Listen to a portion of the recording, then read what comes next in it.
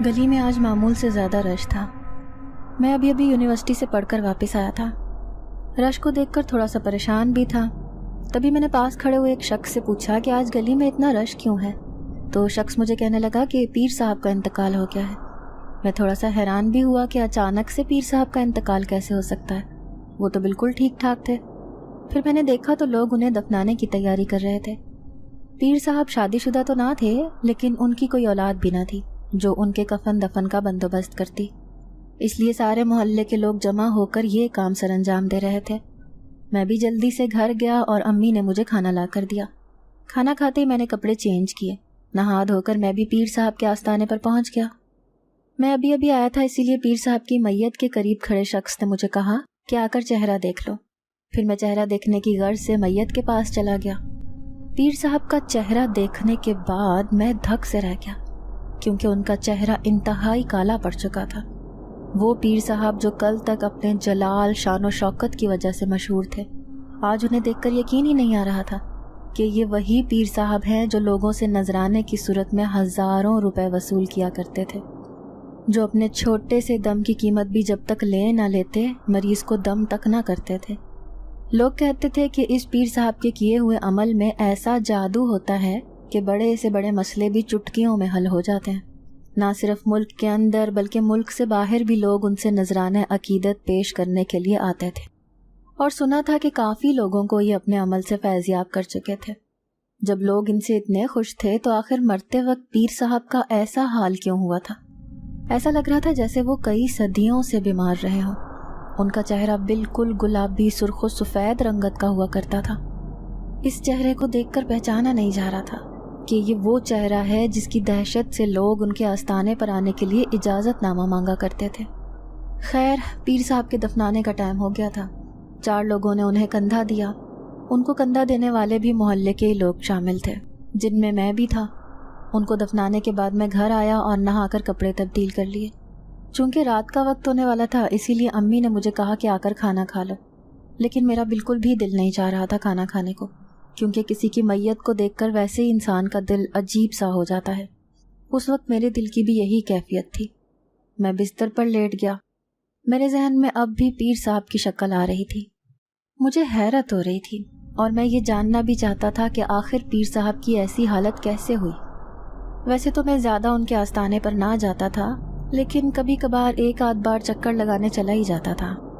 मेरे दिल की कैफियत अजीब हो रही थी और मुझसे रहा भी नहीं जा रहा था। जब सारे घर वाले सो गए तो मैं चुपके से उठा और दबे पाँव चलता हुआ कुंडी खोलकर बाहर गली में आ गया।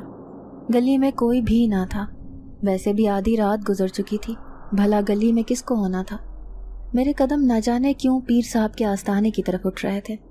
मेरे दिल में एक अजीब सी हलचल मची हुई थी। मैं जल्द अज जल्द पीर साहब की मौत की वजह जानना चाहता था। पीर साहब के आस्थाने पर गया तो मुझे वहाँ कोई भी नजर न आया। हैरत की बात यह थी कि आस्थाने के दरवाजे पर बड़ा सा पर्दा लटका हुआ था, लेकिन दरवाजे पर कोई ताला ना पड़ा था। शायद लोगों ने सोचा कि जिस इंसान की कोई अज़दवाजी हैसियत ही ना थी, ना बीवी बच्चे ना कोई रिश्तेदार, उसके पास भला कौन सा कोई ख़जाना होना था। मैं भी दबे पाँव चल चल कर पीर साहब के आस्थाने का जायज़ा ले रहा था। दीवार के बने हुए एक छोटे से कोने में कुछ किताबें पड़ी हुई थी। 2-4 तावीज़ एक खूंटी पर लटके हुए थे, गर्ज के ऐसी चीज़ें जो किसी भी आस्थाने पर मौजूद होती हैं। ज़मीन पर एक चटाई बिछी हुई थी। यूं ही घूम घूम कर जायज़ा लेने के बावजूद मुझे ऐसी कोई भी चीज़ ना मिली जिस चीज़ से पीर साहब की मौत का कोई तायुन होता। तभी मेरे जहन में एक ख्याल आया और मैंने ज़मीन से चटाई को उठाना शुरू कर दिया। पूरी चटाई को फोल्ड करके एक साइड पर रख दिया और ज़मीन को देखने लगा। ज़मीन की मट्टी मुझे कुछ नरम सी दिखाई दे रही थी। ऐसा लग रहा था जैसे ज़मीन को रोज़ खोदा जाता था और रोज़ ही उस पर मिट्टी डाल दी जाती थी, जैसे कोई फसलों को बीज देते वक्त ज़मीन को खोद डालता है। पता नहीं मेरे दिमाग में क्या आया था, मैंने हाथों से मिट्टी को खोदना शुरू कर दिया। ज़मीन की एक तरफ की मिट्टी को ज़्यादा ही नरम हो रही थी और मैंने पागलों की तरह से ज़मीन खोदना शुरू कर दिया। अभी थोड़ी सी ही ज़मीन खोदी थी कि मेरा दिल जैसे हैरत से फटने को था। ज़मीन में ऐसे लग रहा था जैसे किसी छोटी सी संदूक को दफनाया गया था। मैंने थोड़ी सी और मेहनत की और पूरी संदूक को ज़मीन के नीचे से निकाल लिया। मेरे हाथ पांव कांपने लगे। कुछ समझ ना आ रहा था कि संदूक को खोलूं या नहीं। संदूक पर बेशक छोटा सा ताला पड़ा हुआ था, लेकिन वो ताला मैं एक झटके में तोड़ सकता था। तभी मैंने ताला तोड़ने का फैसला किया। मैं देखना चाहता था कि आखिर संदूक को उस जमीन में दफन करने का क्या मकसद था। ऐसा क्या हो सकता था उस संदूक में। फिर कोने में पड़ा हुआ एक छोटा सा पत्थर उठाया और एक झटके से संदूक का ताला तोड़ डाला। ताला एक झटके में ही टूट चुका था। वैसे भी वो बहुत जंग आलूद लग रहा था। फिर जैसे ही मैंने संदूक का ढक्कन ऊपर किया तो हैरत से गंग में अपने सामने पड़े हुए हीरे जवाहिरात देख रहा था। पूरे संदूक में इतना खजाना था कि वो खजाना मेरी सोच से भी ज्यादा था। कुछ जेवरात थे तो कुछ हीरे की अंगूठियां पड़ी थी। बहुत ज्यादा तादाद में सोने के कंगन भी थे। ये बात तो मैं जानता था कि पीर साहब अमल वगैरह के बदले में लोगों से नजराना वसूल किया करते थे, चाहे वो कितनी ही कीमत क्यों ना होती। लेकिन सामने पड़ा हुआ खजाना इस बात की तस्दीक कर रहा था कि पीर साहब ने अपनी पूरी जिंदगी की मेहनत इस संदूक में छुपा कर रखी थी। मेरा दिल हौले हौले कांप रहा था। इस संदूक पर बिला शुबा मेरा कोई हक ना था, लेकिन मैं ये भी सोच रहा था कि अगर मोहल्ले के किसी और आदमी के हाथ यह खजाना लग गया तो ना जाने वो इस खजाने का इस्तेमाल किस तरीके से करेगा। अच्छे तरीके से भी कर सकता था और बुरे तरीके से भी। मुझे ये खजाना किसी भी सूरत सबकी नज़रों से पोशीदा रखना होगा। तभी जहन में ख्याल आया कि इससे पहले कि मेरी तरह कोई और आकर इस आस्ताने का जायज़ा ले, मैं इस खजाने को उठाकर कहीं छुपा देता हूँ। यही सोचकर मैंने वो संदूक जल्दी से बंद की और उसे उठा लिया। मैंने अभी कदम बाहर भी न रखा था कि तभी मुझे एक कड़कती हुई आवाज़ सुनाई दी, नौजवान, ये खजाना हमारा है और तुम इसके मालिक इस सूरत में बन सकते हो जब हमें इस कैद से आज़ादी दिलाओ। मैं वो आवाज़ सुनकर साकत रह गया। मुझसे हिला भी नहीं जा रहा था। खौफ ने मेरे कदमों को जकड़ लिया था। वो आवाज़ यकीनन आस्ताने के अंदर से ही आ रही थी। वो आवाज़ किसी मर्द की नहीं बल्कि औरत की थी। तभी मैंने डरते डरते पूछा, क्या मैं आपको देख सकता हूँ? आप कहाँ पर मौजूद हैं? हम तुम्हारे बिल्कुल सामने मौजूद हैं नौजवान। वो आवाज़ एक बार फिर गूंजी। हम तादाद में 4 हैं। कई बरस पहले इस पीर साहब ने हमें निकाह में करके हमें यहाँ कैद कर लिया था। हम अपने कबीले की तरफ लौटना चाहती हैं, लेकिन वो पीर खुद तो मर गया और हमारी ज़िंदगी को जहन्नुम बना गया है। ये ख़जाना उस इंसान का होगा जो हमें इस कैद से रिहाई दिलाएगा। हम चारों जिन ज़ादियाँ इस पीर के निकाह में थी। उसने जादू टूना करके हमें ज़बरदस्ती अपनी कैद में कर लिया था, और जो लोग भी उससे अमलियात वगैरह करवाने आते थे उनका वो सारा काम हम सर अंजाम देते थे। वो पीर साहब कुछ भी ना करता था, बल्कि सारा काम उसका हम करके देते थे। लेकिन देखो, वो खुद तो मर गया है और उसने हमें यूं कैद किया कि अब हम चाहें भी तो इस आस्ताने से कभी नहीं निकल सकते। मैं शदीद खौफ की कैफियत में मुब्तला हो गया था। मैंने दिल में सोचा कि शायद मैं भी लालची इंसान बन गया था। लालच की सोच मुझे यहाँ तक घसीट लाई थी। फिर मैंने डरते डरते उन जिनजादियों को कहा कि देखें, अगर आपके कहने पर मैं ये ख़जाना छोड़कर भी चला जाऊँगा तो मेरी जगह कोई और दूसरा शख्स ले जाएगा और वो ये ख़जाना उठाकर चलता बनेगा। तभी उनकी करख्त सी आवाज़ आई, ऐसा हम चारों कभी होने नहीं देंगे। अगर तुम यहाँ से चले भी जाओगे तो ये ख़जाना खुद ब खुद ज़मीन के अंदर चला जाएगा। अगर तुम इस ख़जाने से फ़ायदा उठाना चाहते हो तो हमारा साथ दो और हमें इस कैद से आज़ादी दिलवा दो, और हम बदले में ये सारा ख़जाना तुम्हारे हवाले करके चले जाएंगे। मैं सोच में पड़ गया। बिलाशुबा वो ख़जाना इतना था कि मेरी पूरी ज़िंदगी उस ख़जाने को पाकर ऐशो इशरत से गुजरनी थी। लेकिन उन चारों जिनजादियों को किस तरह कैद से रिहाई दिलानी थी, इसका मुझे कोई इल्म ना था। तभी मैंने गड़बड़ाते हुए लहजे में उन्हें मुखातिब किया, आप लोगों की कैद की रिहाई का तोड़ मुझे कैसे ढूंढना होगा? क्या आप चारों में से किसी को मालूम है इसका तोड़? तो उन चारों जिनजादियों में से एक कहने लगी, इसका तोड़ हमें नहीं पता है, लेकिन ये पीर साहब हम चारों को मुख्तलिफ जगहों से लेकर आया था, बल्कि इसने ख़तरनाक काला जादू करके एक एक करके हम चारों को कब्जे में कर लिया था।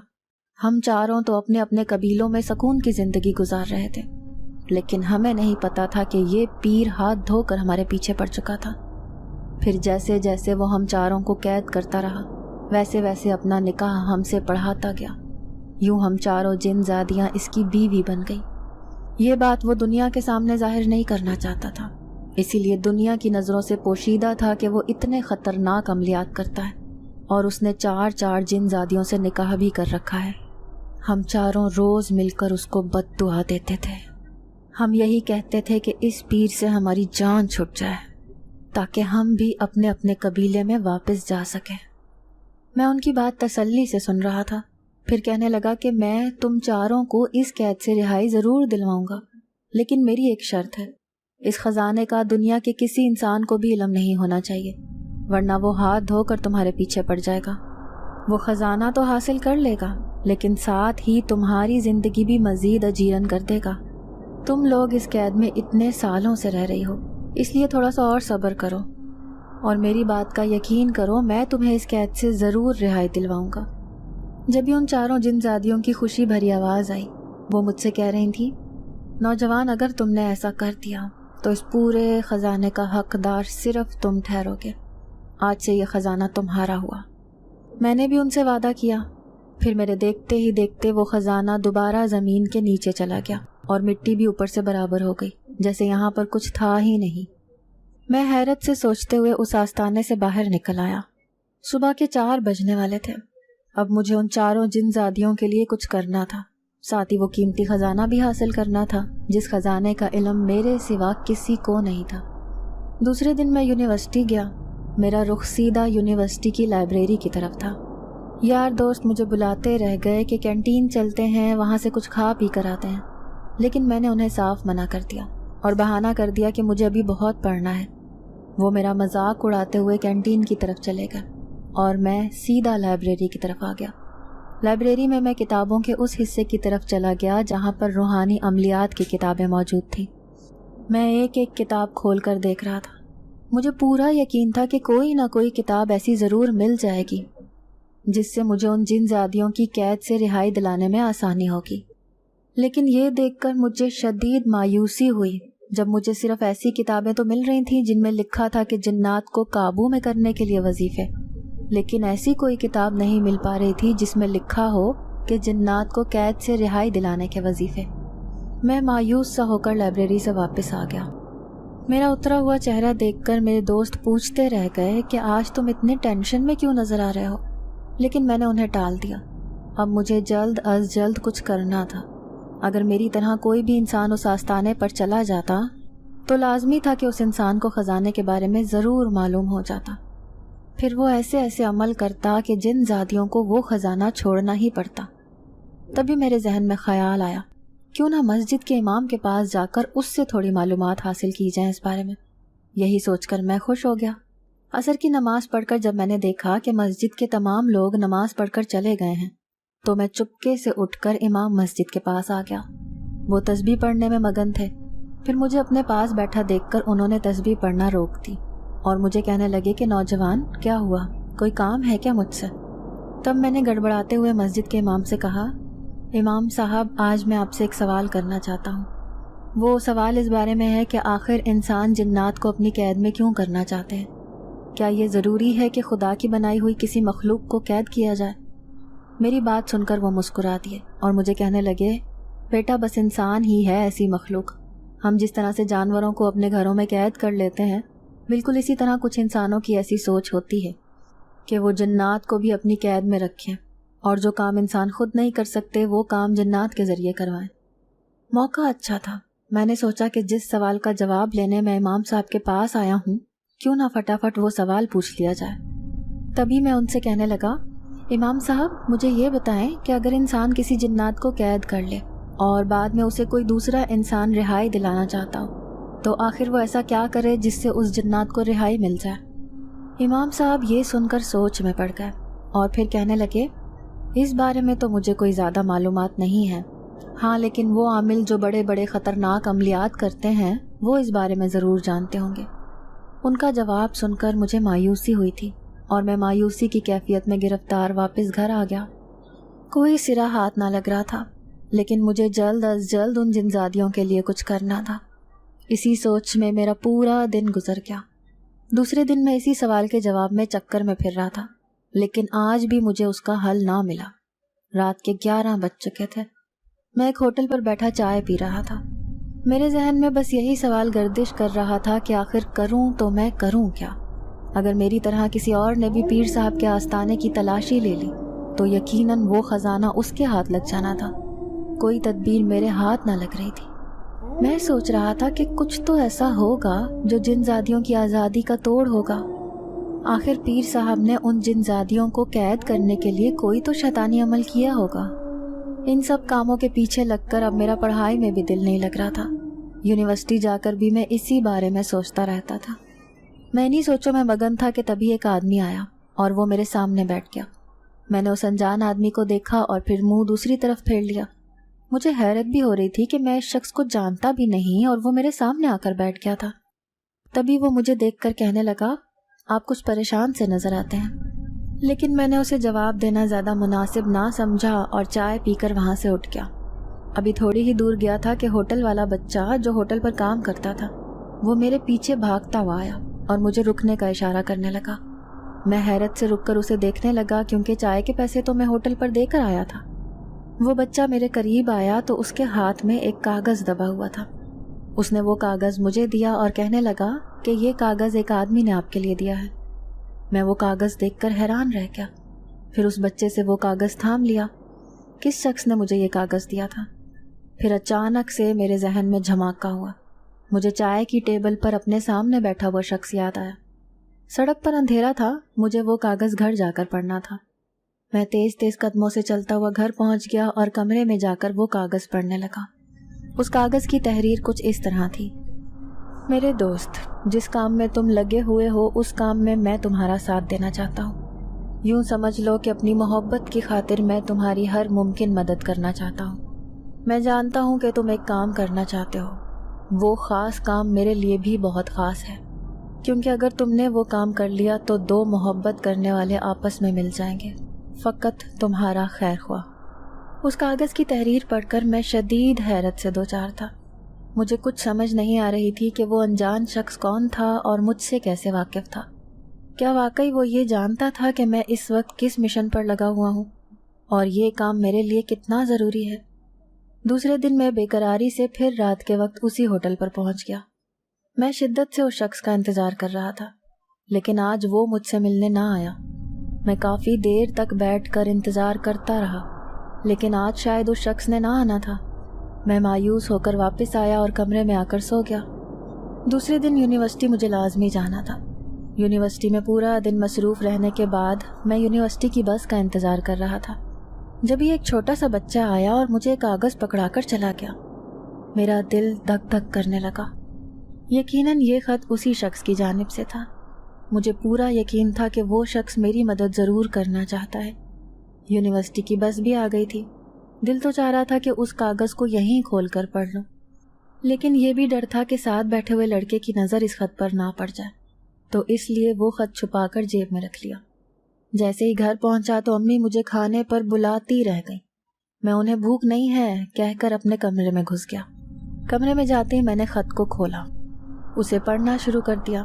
خط میں تحریر درج تھی: نوجوان، آج یہ پیغام تمہیں اس لیے بھیج رہا ہوں کہ تم جلد از جلد اس کام میں کامیاب ہو جاؤ جو میں اور تم مل کر کرنا چاہتے ہیں۔ اگر تم ان چاروں جن زادیوں کو رہائی دلانا چاہتے ہو تو اس سلسلے میں تمہاری مدد کر سکتا ہوں، کیونکہ مجھے معلوم ہے کہ ان جن زادیوں کو قید کرنے کے لیے پیر صاحب نے کیا عملیات کیے تھے۔ اس لیے میں تمہیں اس سلسلے کی پہلی کڑی بتا رہا ہوں۔ جس جن زادی کو تم سب سے پہلے آزاد کرو گے اس جن زادی کا نام تمنا ہے۔ تمنا اپنے قبیلے میں سب سے مشہور جن زادی تھی۔ اس نے کبھی کسی کو تکلیف نہ دی تھی، بلکہ اپنی خوش مزاجی سے اس نے سارے قبیلے والے جنات کے دل جیتے ہوئے تھے۔ ایک دن جب وہ ایک درخت کے نیچے موجود تھی، وہ نہیں جانتی تھی کہ اس درخت کے نیچے کسی نے شیطانی عمل والا کالا جادو کر کے ایک پتلے کو دفن کیا ہوا ہے۔ جیسے ہی وہ اس درخت کے نیچے کھڑی ہوئی، جادو کا اثر آہستہ آہستہ اس کے جسم میں داخل ہونا شروع ہو گیا۔ پھر اس کے جسم کو جھٹکا لگنا شروع ہوا اور یوں زمین پر گرتے ہی وہ بے ہوش ہو کر اس پیر صاحب کے آستانے پر پہنچ گئی۔ جب قبیلے کے جنات نے اس کی گمشدگی کے بارے میں معلوم کیا تو پتہ چلا کہ اس پیر نے خطرناک عمل کر کے تمنا جن زادی کو اپنی قید میں کر لیا تھا، اور اب جادو کے ذریعے وہ اس سے نکاح کر بیٹھا تھا۔ यूं तमन्ना जिनज़ादी हमेशा हमेशा के लिए उस पीर की कैद में चली गई। मैं तुम्हें बताता हूँ कि तमन्ना जिनज़ादी को तुमने कैसे आज़ाद करवाना है। तमन्ना जिनज़ादी का पुतला उस पीर ने उसी दरख्त के नीचे दफन किया था। जब वो उस दरख्त के नीचे खड़ी थी तो खतरनाक काले जादू के असर की वजह से वो उस पीर की कैद में चली गई थी। तुम्हारे कब्रिस्तान के शुरू होते ही जो सबसे पहला दरख्त है, तमन्ना जिनज़ादी का पुतला उसी दरख्त के नीचे मौजूद है। तुमने रात के 12 बजे वहां पहुंचना है और उस दरख्त के नीचे मौजूद जमीन को खोद कर वो पुतला निकाल लेना है। जैसे ही तुम वो पुतला निकालोगे, तमन्ना जिनज़ादी को उसकी कैद से फौरन रिहाई मिल जाएगी। उस पुतले को तुमने यूं ही नहीं छोड़ना है, बल्कि उसे जला देना है ताकि कोई और इंसान उस खतरनाक काले जादू के असरात में ना आ जाए। फ़कत तुम्हारा खैर ख्वाह। उम्मीद है कि तुम इस काम को जल्दी सर अंजाम दोगे। मुझे ये खत पढ़कर बहुत खुशी हो रही थी। उस खत में जिस कब्रिस्तान का जिक्र किया था 100% वो दुरुस्त था। बेशक हमारी पूरी बस्ती के लोगों का वही कब्रिस्तान था। अब मुझे जल्द अज जल्द उस दरख्त तक पहुंचना था, लेकिन रात का इंतज़ार भी करना था। दिन था कि गुजरने में नहीं आ रहा था। रात के 12 बजे वो भी अकेले कब्रिस्तान जाना। अगर अम्मी ने या घर में किसी ने भी मुझे वहां जाता हुआ देख लिया तो शायद मुझसे वो सवालों के वो सिलसिले शुरू हो जाने थे जो कभी ना ख़त्म होते। इसलिए मुझे एहतियात करनी थी कि मेरे जाने की किसी को भी खबर ना हो। रात हो चुकी थी, लेकिन मुझे सबके सोने का इंतज़ार करना था। अम्मी और अब्बू अपने कमरे में सुकून की नींद सो रहे थे। मैं दबे पांव घर से निकल आया। मेरा रुख सीधा कब्रिस्तान की तरफ था। कब्रिस्तान जाकर मुझे वो दरख्त तलाश करना था जो कब्रिस्तान के शुरू होते ही सामने था। अंधेरे में वैसे ही सारे दरख्त एक जैसे लग रहे थे, लेकिन मेरी नज़र उस दरख्त पर थी जो सबसे पुराना था। उस पर लगे हुए धागे और बंधे हुए कपड़े इस बात की निशानदेही कर रहे थे कि लोग इस दरख्त को अपने अमलियात के तौर पर इस्तेमाल कर रहे थे। तभी मैंने उस दरख्त के नीचे वाली ज़मीन को खोदना शुरू कर दिया। खुरपी में अपने साथ लाया था। वो शख्स कोई भी था, बहरहाल मेरी इतनी मदद कर रहा था और मैं कोशिश कर रहा था कि उसकी बताई हुई हिदायत पर ही चलूं ताकि अपने मकसद में जल्द से जल्द कामयाबी हासिल कर लूं।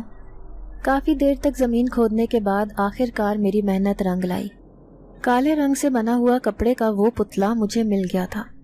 इतने दिन तक ज़मीन में दफन रहने की वजह से पुतले की हालत बहुत खस्ता हो रही थी। मैंने जल्दी से उसे बाहर निकाल कर रख दिया। ख़त में लिखी हुई तहरीर के मुताबिक मुझे उस पुतले को यूं ही नहीं फेंकना था, बल्कि उसे जला देना था। माचिस मैं अपने साथ लाया था। मैंने फटाफट पुतले को आग लगाई और वो 2 मिनट में ही जलकर खाकस्तर हो गया। कब्रिस्तान से अजीब अजीब सी आवाज़ें भी आ रही थीं, लेकिन मैंने उन आवाज़ों पर कोई गौर ना किया। जल्दी से उठकर वापस आ गया। अब मेरा रुख आस्ताने की तरफ था।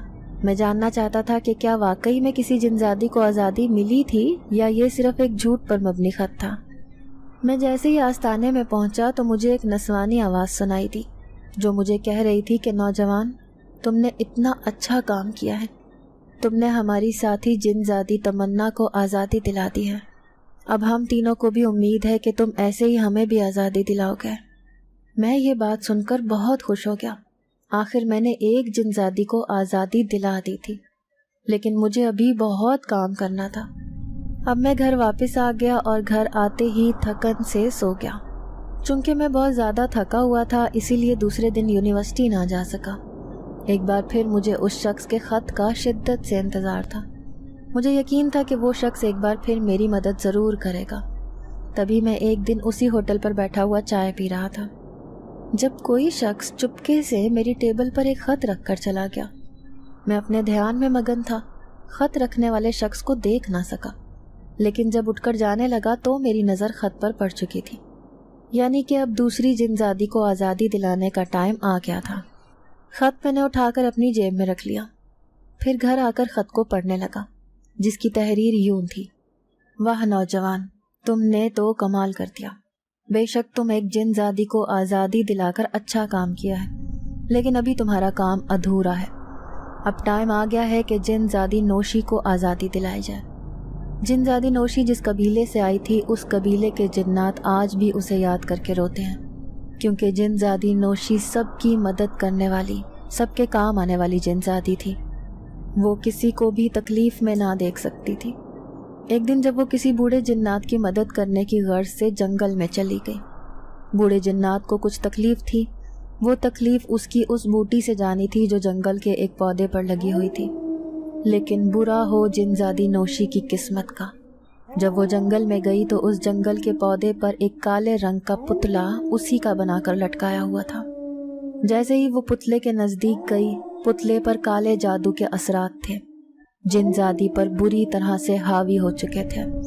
यूं फिर वो कभी भी अपने कबीले वालों से ना मिल सकी और उस पीर की कैद में चली गई। अब पीर ने उससे भी निकाह करके हमेशा हमेशा के लिए उस जिनजादी नौशी को भी अपना कैदी बना लिया। वो पौधा जंगल की जिस जगह पर वाक़या है, मैं उस पौधे की थोड़ी सी निशानी तुम्हें बता देता हूँ कि उस पौधे के आसपास सिर्फ झाड़ियाँ हैं और कोई भी दरख्त नहीं है। मैं तुम्हारी मदद ज़रूर करता अगर मुझे उस पुतले के काले जादू के असरात का असर ना होता तो। अगर मैं वहाँ नज़दीक भी गया तो मुझ पर भी उसके असरात हो सकते हैं, इसीलिए वो पौधा तुम्हें खुद ही तलाश करना होगा। वो शख्स मेरी इतनी ही मदद कर रहा था तो मेरे लिए यही काफ़ी था। अब मुझे जल्द अज जल्द अपना काम करना था और जिनजादी नौशी को उसकी कैद से रिहाई दिलानी थी। इस बार मुझे दिन की रोशनी में काम करना था। खत की तहरीर पढ़कर मुझे ऐसे लग रहा था जैसे मदद करने वाला वो शख्स इंसान नहीं बल्कि कोई जिनजाद है। जो भी था, मेरे लिए इतना ही काफ़ी था कि वो मेरे लिए इतनी अच्छे तरीके से मदद कर रहा था। अब मैं बस्ती के पीछे वाले हिस्से की तरफ चला गया जहाँ पर जंगल वाक़या था। इतने बड़े जंगल में मैं भला उस पौधे को कैसे तलाश करता, लेकिन उस जिनजाद के कहने के मुताबिक उस पौधे के आसपास झाड़ियाँ थीं। यूँ मैं चारों तरफ नज़र दौड़ाने लगा जब ही मुझे एक पौधा नज़र आया जो ज़्यादा हरा भरा ना था। कहते हैं कि काले जादू का असर तो ऊँट को हांडी और इंसान को कब्र में पहुँचा देता है, और उस पौधे का हाल देखकर यूँ लग रहा था कि उस पर भी यकीनन काले जादू के कुछ न कुछ असरात तो मौजूद थे। तभी मैंने उस पौधे की ज़मीन को खोदना शुरू कर दिया। काफ़ी देर तक खुदाई करने के बाद आखिरकार मेरी मेहनत रंग ले आई और मुझे वो पुतला मिल गया जिसका हाल बहुत ही खस्ता हो रहा था, और पहले की तरह उस पुतले को भी मैंने जला डालना था। मैं अपना काम ख़त्म कर चुका था। एक बार फिर लोगों की नज़रों से बचते हुए मैं आस्ताने पर पहुंच गया। आस्ताने पर पहुंचकर मैं अपने काम का फ़ायदा ढूंढना चाहता था जब मुझे एक खनकती हुई आवाज़ आई। वाह नौजवान, तुम कितने अच्छे हो। तुमने हमारी दूसरी जिनजादी नौशी को भी आज़ादी दिला दी। अब तो हमें पूरा यकीन है कि तुम हम दो जिनजादियों पर भी इसी तरह रहम खाओगे और हमें भी आज़ादी दिला दोगे। मुझे बहुत खुशी हो रही थी उन आवाज़ों को सुनकर। मुझे यकीन नहीं आ रहा था कि मैं रफ्ता रफ्ता अपने पूरे काम को सरंजाम देने की कोशिश कर रहा हूँ और बहुत जल्द वो ख़जाना मेरे हाथ लगने वाला था जिसे पाकर हमेशा हमेशा के लिए मेरी किस्मत बदल जानी थी। अब मैं शिद्दत से उस दिन का इंतज़ार कर रहा था जब मैं बाकी बची हुई दो जिनजादियों को भी आज़ादी दिला देता। अब मेरी नज़रें हर वक्त उस शख्स को ढूंढती रहती कि राह चलते कभी तो वो शख्स मुझे नज़र आए। एक दिन यूनिवर्सिटी से थका हारा मैं घर आया तो एक खुशखबरी मेरी मुंतज़र थी।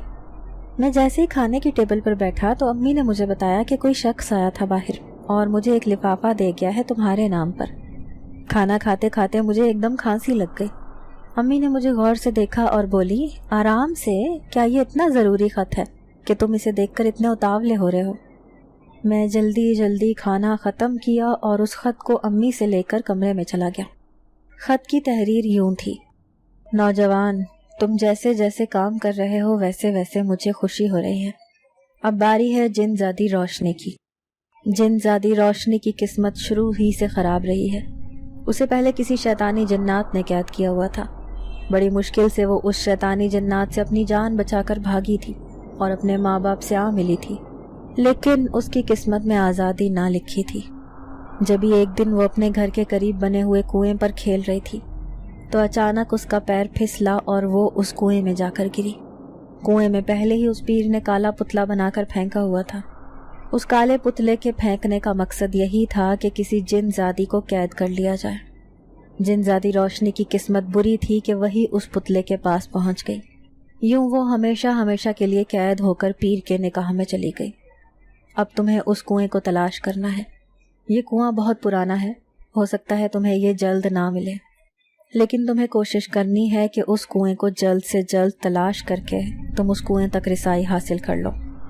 خط پڑھ کر میں تھوڑا سا پریشان تھا، کیونکہ جہاں میں بچپن سے رہتا آ رہا تھا وہاں آج تک میں نے کسی کنویں کو نہ دیکھا تھا۔ اب میں کیا کروں، کیسے اس کنویں کو ڈھونڈوں؟ ابھی رات کو کھانے کی ٹیبل پر میں نے باتوں ہی باتوں میں ابو سے پوچھا، ابو کیا ہماری بستی کے آس پاس پہلے کوئی کنواں تھا؟ ابو میری بات سن کر چونک گئے اور مجھے کہنے لگے کہ تم کیوں پوچھ رہے ہو؟ تو میں نے ایسے ہی بات بنا دی کہ میں نے کسی کے منہ سے سنا تھا کہ پہلے اس بستی کے قریب ایک کنواں ہوتا تھا جسے بند کر دیا گیا ہے۔ تو ابو کہنے لگے کہ اس کنویں کو بند نہیں کیا گیا، بلکہ ایک فیکٹری نے اسے انڈر گراؤنڈ کر لیا ہے۔ وہ کنواں اب فیکٹری کی حدود میں واقع ہے۔ میں ابو کی بات سن کر خوش ہو گیا۔ یقیناً وہ اسی فیکٹری کی بات کر رہے تھے جو ہماری بستی کے دائیں طرف سڑک کی جانب بنی ہوئی تھی۔ اب مجھے اس فیکٹری میں پہنچنا تھا، لیکن رات کے وقت اس فیکٹری میں گارڈ موجود ہوتے تھے۔ جیسے ہی رات ہوئی میں اس فیکٹری تک جانے کا راستہ تلاش کرنے لگا۔ میں نے ایک نظر فیکٹری کے گارڈ پر ڈالی جو نیند میں اونگ رہا تھا۔ اسے دیکھ کر مجھے خوشی ہوئی، کیونکہ وہ زیادہ ہی نیند میں لگ رہا تھا۔ اب مجھے جلد از جلد اپنا کام کرنا تھا۔ میں نظر بچا کر اس فیکٹری کے اندر کود گیا۔ اچھا ہوا کہ وہ کنواں اس جگہ موجود تھا جو فیکٹری کے شروع ہوتے ہی سامنے والا ایریا تھا۔ وہ کنواں میری آنکھوں کے سامنے تھا۔ میں نے کنویں میں ٹارچ مار کر جھانکنے کی کوشش کی۔ کنویں کے ایک جانب سیڑھیاں لگی ہوئی تھیں۔ دھیرے دھیرے سیڑھیاں اتر کر میں کنویں کے بالکل آخر تک پہنچ گیا۔ ہاتھ پر دستانے پہن کر میں کنویں کے پانی میں موجود ہاتھ مار مار کر چیک کرنے لگا۔ کنویں میں بہت زیادہ گند پڑا ہوا تھا، لیکن خوشی اس بات کی تھی کہ کنویں کا پانی نہایت ہی کم تھا۔ مجھے ہر صورت میں اپنا کام کرنا تھا۔ گارڈ کی نظروں سے بچ کر کام کرنا بلا شبہ بہت مشکل تھا۔ میں بار بار پانی میں ہاتھ مارتا، لیکن اس پانی کا گند کچرا ہی میرے ہاتھ میں آ رہا تھا۔ کافی دیر تک تلاش کرنے کے بعد آخر کار وہ کالا پتلا میرے ہاتھ لگ گیا۔ میں جلدی سے اسے لے کر اوپر آ گیا اور جیسے ہی آیا تھا ویسے ہی دیوار پھلانگ کر باہر آ گیا۔ اب مجھے اس پتلے کے خشک ہونے کا انتظار کرنا تھا۔ اس پتلے کو جلانے کا کام مجھے صبح سر انجام دینا تھا۔ یوں پریشانی میں ساری رات جاگتا رہا۔ مجھے ڈر بھی لگ رہا تھا کہ کہیں اس پتلے کے خطرناک شیطانی عمل کا اثر مجھ پر نہ ہو جائے، کیونکہ یہ اس وقت میرے ساتھ موجود تھا۔ جیسے تیسے کر کے مجھے صبح کا انتظار تھا۔ جیسے ہی صبح دھوپ نکلی میں سیڑھیوں پر چڑھتا ہوا اوپر چھت پر پہنچ گیا اور اس پتلے کو دھوپ میں رکھ دیا۔ جیسے ہی تھوڑی دیر کے بعد وہ پتلا سوکھا میں نے فٹافٹ اس کو آگ لگا دی۔ مجھے یقین تھا کہ جن زادی روشنی نے یقیناً آزادی حاصل کر لی ہوگی۔ میں فٹافٹ اسی وقت پیر کے آستانے پر پہنچ گیا۔ مجھے یقین تھا کہ میں بہت جلد اس صندوق کے خزانے کا مالک بن جاؤں گا اور وہ خزانہ ہمیشہ ہمیشہ کے لیے میرا ہو جائے گا۔ میں منتظر تھا کہ کب مجھے یہ خوشخبری ملے گی کہ اب وہاں صرف ایک ہی جنزادی بچی تھی۔ پھر جیسے ہی میرے کانوں میں آواز پڑی مجھے اس بات کی خوشی تھی کہ وہاں صرف ایک ہی نسوانی آواز بچی تھی، جو مجھے اداس لہجے میں کہہ رہی تھی، نوجوان تم نے تینوں جنزادیوں کو تو آزادی دلا دی، اب میری باری ہے، تم مجھے آزادی دلا کر آخر کار اس خزانے کے حقدار ہو جاؤ گے۔ میں اس کی بات سن کر خوش ہو گیا اور شدت سے اس جنزاد کا انتظار کرنے لگا۔ 2 دن بعد میں گھر پر اکیلا تھا۔ امی ابو کسی رشتہ دار کی عیادت کرنے کی غرض سے گھر سے باہر گئے ہوئے تھے۔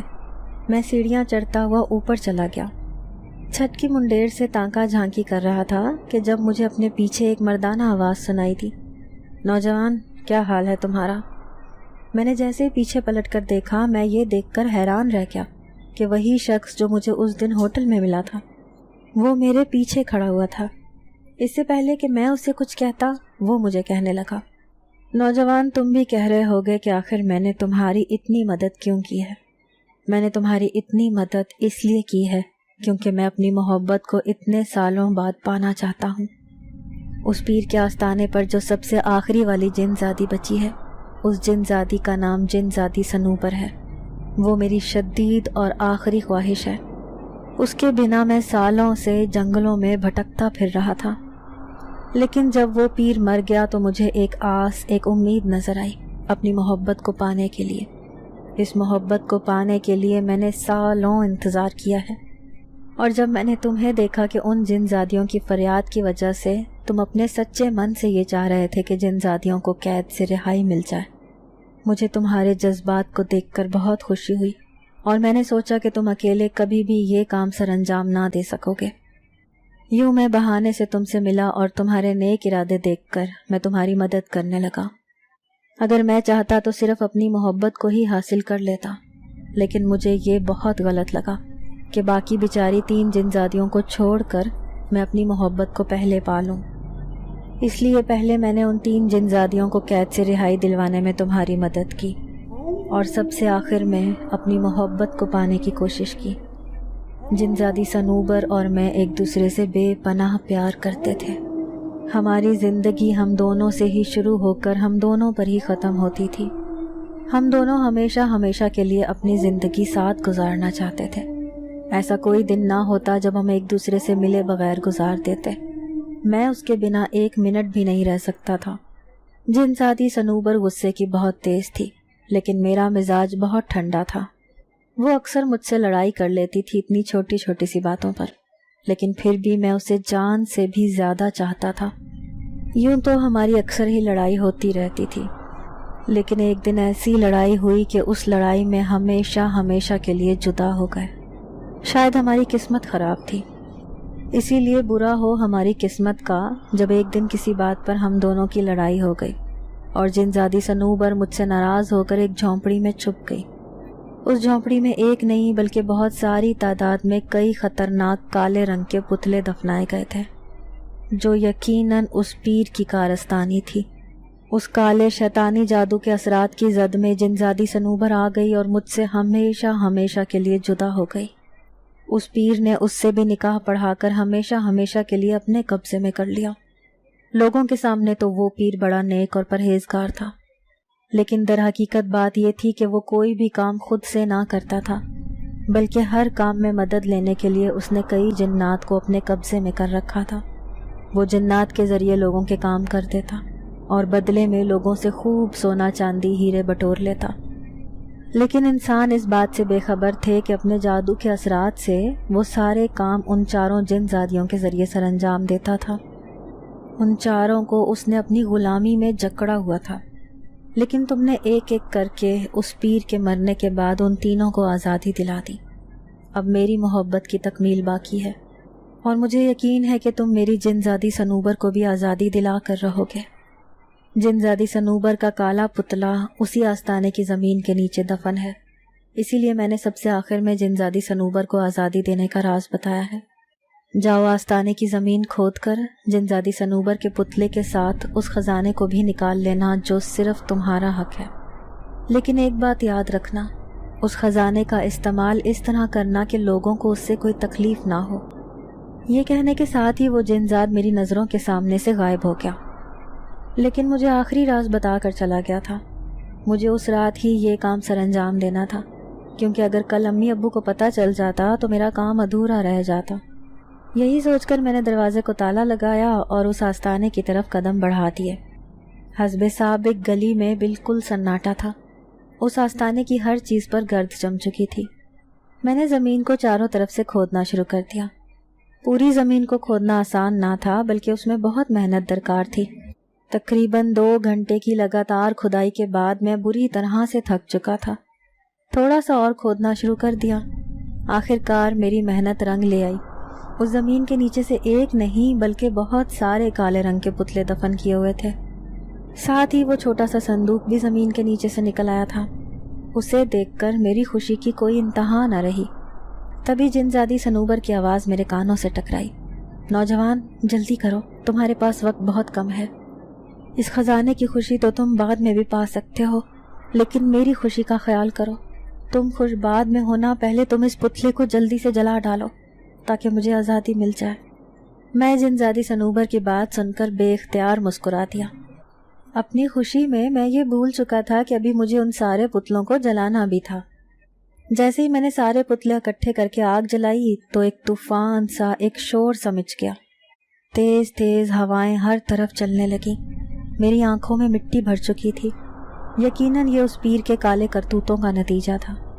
न जाने कितने जिन्नात को उसने अपनी कैद में किया हुआ था। आज उन सारे जिन्नात को आज़ादी मिल चुकी थी। थोड़ी देर बाद जैसे हर चीज़ थम गई। मैं अपना काम कर चुका था। अब उस खजाने पर सिर्फ और सिर्फ मेरा हक था। میں اس چھوٹے سے صندوق کو بغل میں دبائے خوشی خوشی گھر آ گیا۔ اپنے کمرے میں آ کر ایک بار پھر صندوق کو کھول کر دیکھنے لگا۔ میرے دل میں خیال آیا کہ نہ جانے لوگ اتنا پیروں فقیروں پر یقین کر کے ان کو اپنی دولت میں سے بہت بڑا حصہ اٹھا کر ان پیروں فقیروں کو دے جاتے ہیں، یہ جانے بنا کہ وہ ان کا کام سچ میں بھی کر رہے ہیں یا انہیں بیوقوف بنا رہے ہیں۔ میرے سامنے چمکتے دمکتے سونے چاندی کے ہیرے زیورات پڑے ہوئے تھے۔ میں سوچ رہا تھا کہ اس خزانے کو میں نے نمود و نمائش کے لیے استعمال نہیں کرنا، بلکہ میں سوچ رہا تھا کہ اس پیر صاحب کے آستانے والی جگہ پر اس بستی کے لوگوں کے بچوں کے لیے ایک بڑا سا مدرسہ بنوا دوں جس میں دینی تعلیم حاصل کر سکیں۔ اچھا ہے کہ اس خزانے کا استعمال کسی اچھی صورت میں کیا جا سکے۔ اس پیر کے کالے کرتوتوں کا کچھ تو مداوع ہو سکتا تھا۔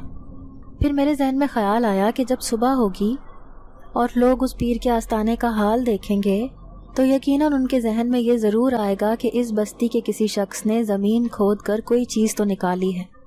دوسرے دن پورے محلے میں ایک شور سا مچا ہوا تھا۔